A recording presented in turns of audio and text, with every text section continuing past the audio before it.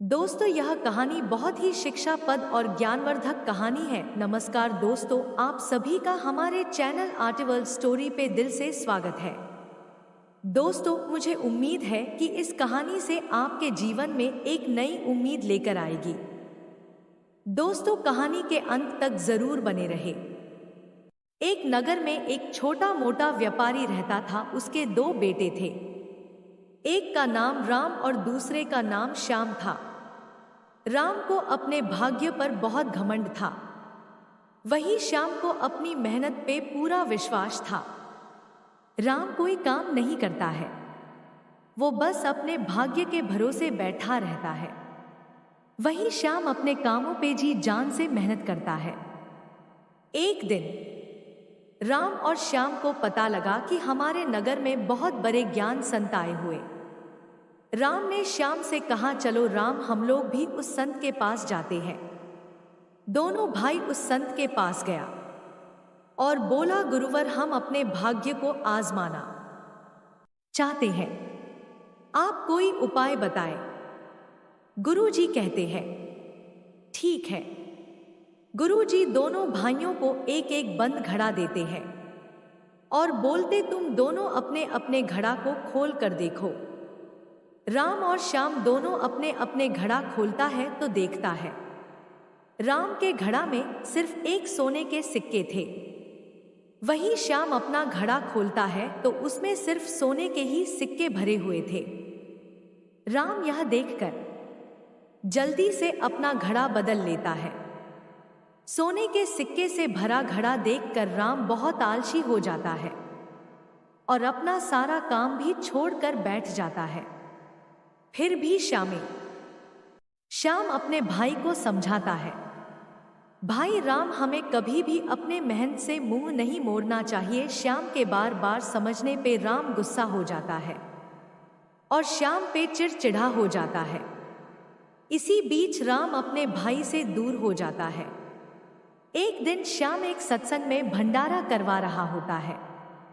उसी भंडारे में राम कहाँ रहा होता है। इस तरह राम को देखकर श्याम बहुत दुखी होता है। भंडारे के बाद श्याम राम को अपने घर ले जाता है। श्याम के घर पहुंचते ही श्याम का बंगला, गाड़ी, नौकर देखकर राम को यह सब एक सपना सा लगता है। उसे विश्वास नहीं हो रहा था यह सब देखकर। फिर थोड़ी देर बाद राम श्याम से पूछता है, भाई, यह सब कैसे हुआ? तभी श्याम कहता है, भाई, हमारे पास घड़ा था। वो कोई मामूली घड़ा नहीं था, वो एक जादुई घड़ा था। मुझे जरूर पड़ने पे ही मैंने उस घड़ा में से एक सिक्के निकाले थे। फिर उस घड़ा में दो सिक्के हो गए थे। इसी तरह मैंने जितने सिक्के उस घड़ा में से निकाले उससे कई गुना सिक्के उस घड़ा में आए जाते थे, जिससे मैंने अपना बहुत बड़ा बिजनेस कर लिया। अनाथालय, स्कूल, हॉस्पिटल खुलवाए और गरीबों के लिए भंडारा भी करवाता हूं। श्याम ने कहा, अब तुम अपने बारे में बताओ राम, तुम्हारी यह हालत कैसी हुई? तभी राम कहता है, मैंने सोने के सिक्कों से भरा घड़ा देखकर बहुत खुश था। मुझे लगा मैं अपनी सारी जिंदगी आराम से काट सकता हूं। अब मुझे कुछ भी करने की जरूरत नहीं है, इसलिए मैंने अपनी नौकरी भी छोड़ दी थी। लेकिन धीरे धीरे सारे सिक्के खत्म होने लगे। इसी बीच मेरी तबीयत खराब हो गई थी। इलाज के लिए मैंने डॉक्टर के पास गया। इलाज में ही सारे पैसे खत्म हो गए। अब मेरे पास कुछ भी नहीं है, खाने को एक अन्न तक नहीं है। अब मुझे खाने के लिए इधर उधर घूमना पड़ता है। कभी किसी का कुछ काम कर देता हूं तो कोई एक वक्त का खाना दे देता है, या फिर किसी भंडारे में जाकर खा लिया हूं। मेरी ऐसी स्थिति हो गई है। मैं तुमसे एक बात बताना चाहता हूं। मैंने लालच में आकर मैंने अपना घड़ा तुमसे बदल लिया था। मुझे लगा तुम्हारे घड़ा में सीने के सिक्के बहुत है और मेरे घड़ा में सिर्फ एक सिक्का, इसलिए मेरे मन में लालच आ गया था।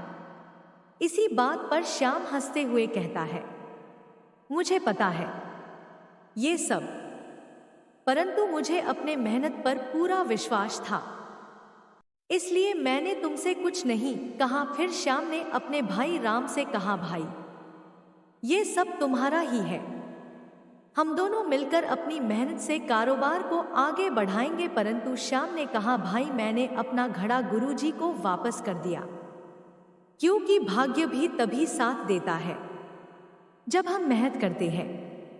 बिना मेहनत के इस दुनिया में कुछ भी हासिल नहीं हो सकता है। हमें कुछ भी बड़ा मुकाम पाने के लिए हमें सबसे पहले जी जान से मेहनत करना होता है, तभी हम अपने लक्ष्य तक पहुंच पाते हैं। अगर हमारा सोच कुछ करने का होगा तो हम सिर्फ भाग्य के भरोसे नहीं बैठ सकते हैं। हम बिना किसी स्वार्थ के अपने कामों पे ध्यान देंगे, तभी भाग्य हमारा साथ देगा। हर पल हमें कर्म का फल मिलता रहता है। हमारी सांसों में जो घटना घटित हो रही है वह हमारे कर्मों का परिणाम ही है। हम जो भी कर्म करते हैं उसका फल हमें अवश्य मिलता ही है। अगर अच्छे कर्म करते हैं तो हमें उसका अच्छा परिणाम मिलता है, और अगर बुरे कर्म करते हैं तो उसका परिणाम भी बुरा ही होता है।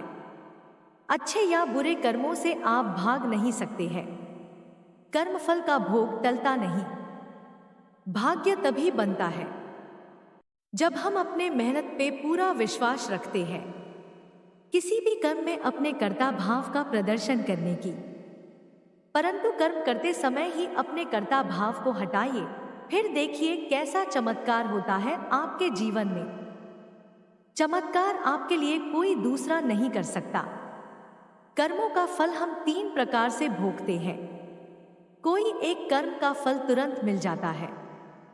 मैंने एक व्यक्ति को एक तमाचा मारा, उसने मुझे 3 तमाचा जड़ दिया। अगर वह कमजोर है तो वह उस समय वहां से चला जाएगा, लेकिन समय देखते ही वो भी अपना बदला जरूर लेगा। अगर वो अपना बदला नहीं ले पाया तो अगले जन्म में अपना बदला जरूर लेगा। मिल गया है सब कुछ किस्मत से, ये बस जानती है किस्मत ही। ऐसी किस्मत के लिए भी जीवन में हर पल किस्मत से लड़ना होता है। न जाने कितने कटु वचनों को, अफवाहों को जहर सरीखा पीना होता है।